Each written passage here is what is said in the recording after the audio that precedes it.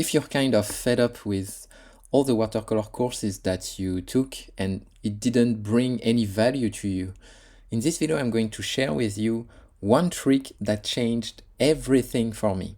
It all started with this question from my students that I coach. And if you want to know if my students get results, these are watercolors from my students without any tutorials, directly from their photo, and I gave them no advice except my methodology. These are other watercolors, exactly the same thing, no tutorials, no advice from my part except from my methodology, and with that they created those paintings. If you want to know more about that, by the way, you have a link in the description under this video. So the question from my students started with, "Hi Remy, I'm having trouble using the tables you suggested.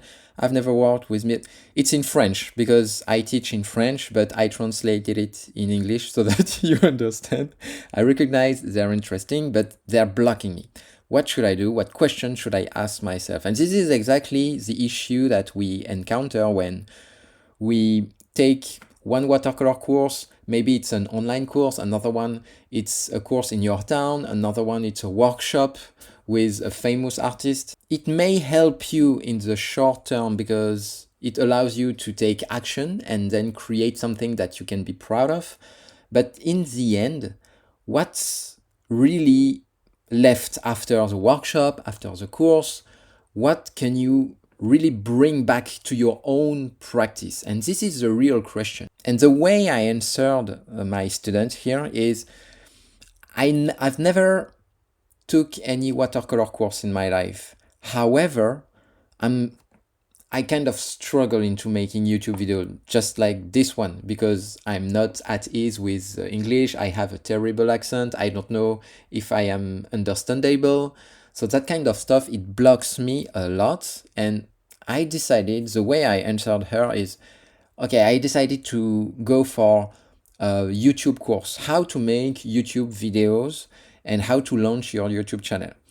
And this is when I realized after watching this online course that, oh yeah, it's kind of interesting, but the methodology of this person, of the teacher for the YouTube course, it doesn't really resonate with me. Just like this student, they are blocking me. It doesn't, my way of doing, and I can show you my way of doing. Okay, this is my way of doing. As you can see, we have a reference photo here from one of my students, and all the community, all the members are working on the same topic for the whole week. And after this week where they painted their own version, I'm also making the the leap by painting live in front of them and accepting to fail if it doesn't work. And the way I treat any topic is it's a proven system, meaning that I have, as you can see here, a table, an array where I list all the elements, and from these elements then I think about what kind of techniques, what kind of painting techniques, what kind of drawing techniques I can use in order to convey, to suggest these elements. Here are the trees, here is the floor, someone here, there is one people. So how can I convey that into congruent watercolor painting without sticking too much to the photo? So by doing that, I list everything, I translate every single element into a watercolor techniques, and then I try to execute them. And this is the result I got. And in the end, the students, they told me, wow, this is beautiful. So it's proof, and my students, they can see it live during the live session with them. They can see that it works actually. But sometimes, yeah, I can understand that if you first have to plan your watercolor painting, to list all the elements, sometimes it can break the flow. And I get that. And it was exactly the same for me with this YouTube course that I took. I realized that, okay, I have to plan my video, I have to list all the topic, I have to create all the titles, I have to create the thumbnails, and so on. So there were so much data, so much information that in the end I didn't take action, and I kind of rejected this methodology from this YouTube guy, even though I admitted that it worked, of course. And thing is that after like 1 month, 2 months, I didn't publish a single video on my YouTube channel. And I was so fed up with that because I took a first YouTube course, and then when I saw that it didn't work for me, I took another one that teach another methodology, another system, and I realized, okay, yeah, but it kind of it doesn't work with me because of this, because of that. I could find any reason in the world to justify my procrastination. And the switch happened the day I asked myself, okay, maybe I should buy a third YouTube course, because maybe there is like a holy grail of YouTube where I will get all the answers that I need, and then I will just copy paste this proven system and it will work perfectly. But in the end, before looking for a third YouTube course, I asked myself, maybe the two first courses that you took, maybe they have something to teach you. And this question alone, it switched everything, because from that point I realized that, okay, if you find still the methodology of someone else interesting, it means that some part of this methodology, it does ring a bell, it does resonate with you. Which part is it exactly? And this is exactly what I answered to my students in my methodology. And you have three big bricks, three big pillars in my methodology. The first is the watercolor painting techniques and how you can create marvels in minutes, not in hours.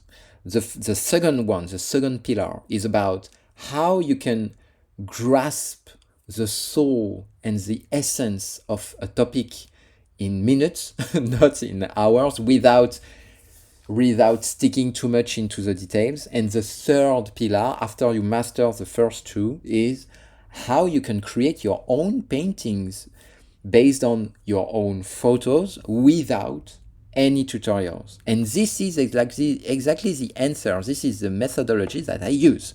3-step methodology. And I told her, you don't have to copy paste my methodology. It's exactly the same with all the watercolor courses that you took in your life. You don't have to copy paste someone else's point of view, someone else's system. You don't have to do that because you have your own system. You have your own story. You have your own belief. You have your own skills. You are unique by yourself. But what you can do instead of just rejecting another methodology is by taking what you find interesting, what resonated with you. Maybe it's the first pillar, and within the first pillar, you can have like 10 painting techniques or 5 drawing techniques. Which one resonates most with you? And this, in the second pillar, you can have the topic of the skies, topic of fog, how you can paint mountains. Which topic, which theme does resonate with you? Is it the skies? Is it the foggy landscapes? And in those kind of things, which techniques speaks to you? And by asking yourself more into the specific details about, okay, what does resonate with me exactly, then you don't have to copy paste all the how we can say that, all the system, all the machinery of the someone else. But what you can do is, if you struggle with watercolor, it means that something is broken in your creative process. And you have to know which part of your creative process is broken. Is it choosing a topic? Is it planning your watercolor painting? Is it executing the watercolor painting? Is it the drawing? Is it how you see the outcome?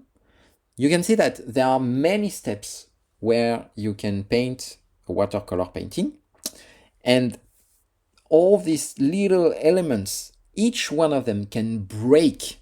And if it breaks, then your creative process doesn't work. In the end, you will do nothing, or you will do something, but it's ugly. So in this process, which part is broken? And in this part, can you take the gear that is working for this person and take it, steal it, copy paste it into your own creative process?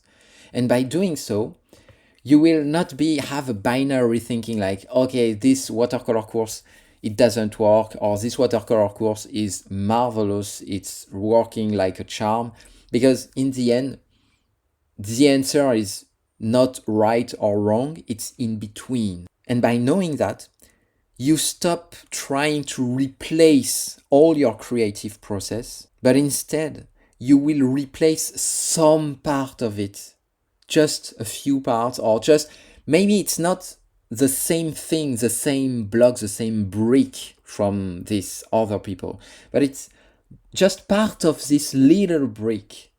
And sometimes for me, for example, on the YouTube, I got the online course, and when I asked myself, okay, which part does resonate with me? There was one advice that rang a bell in me, and it was about, okay, if you have something to say in your YouTube video, just take, instead of just telling people, oh, you have to put some water in your brush, or you have to mix painting and you have to mix the pigments with some water and so on, which are basic advice. You can just talk about the problem, and this is exactly what I did in this YouTube video. I started with the issue from one of my students who struggled into trying to integrate my methodology into her own process. And the answer is not, okay, copy paste my system and just get rid of your own system. Then you can share an example, and I shared my YouTube channel struggle example. And then you can share, okay, what's the lesson of it? What do you learn from that? And what I learned is that the machinery that you have, it's already working. What's not working is maybe one gear only, and you just have to replace this one gear only. But if you get rid of all your machinery, you will not be able, you will jump from one methodology to another one, from one tutorial to another one, and you will have contradictory information, and in the end, you will get lost into all the details, all the information that is available online. So if you want to take one thing from this video, is you don't have to replace everything. You have to keep your critical thinking about, okay, what's working right now in my own creative process? And what you can do is taking the last watercolor course that you took. It can be a workshop, it can be a retreat, it can be an online course, it can be a YouTube video. And then you can ask yourself, okay, what resonates with me in this watercolor course? Maybe 99% of the watercolor course, it doesn't work for you. But maybe at one point, you told yourself, okay, oh, this is interesting. Oh, this changed how I see watercolor. Oh, this technique, it's interesting. I want to try it.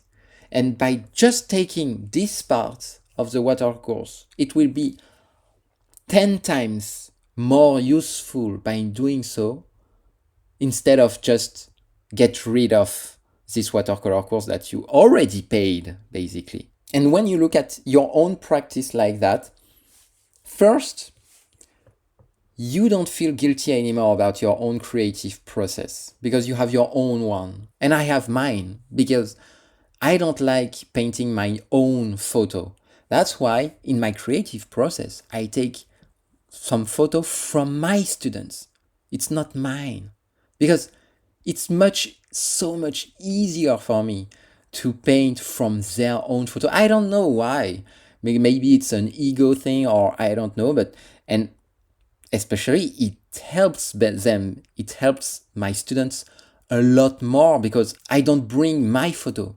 I just take their own photos. So it helps them, it helps me in this creative process. And before, I was trying and I was struggling into interpreting my own photo and it didn't work. That's why now I don't feel guilty anymore because I know that my creative process is not broken. It's just different. And it's different in a way where, okay, maybe I'm not that much into create my own watercolor painting based on my own photos. I'd rather paint watercolor paintings from my students' photo, and that's fine. There's nothing wrong with that. So first, you won't feel guilty anymore about the way you are working. And secondly, you will improve incrementally your own creative process without questioning everything that you already learned so far. So tell me in the comments if it was helpful, and if you want to have other kind of videos like that, just smash the subscribe button. Thank you.